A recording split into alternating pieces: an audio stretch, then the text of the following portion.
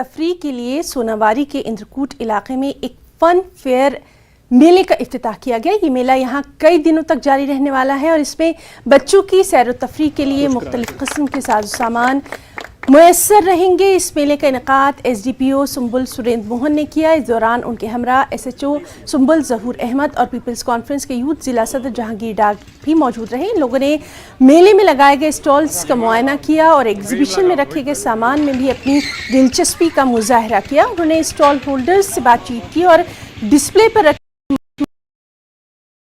बेहद सराहा।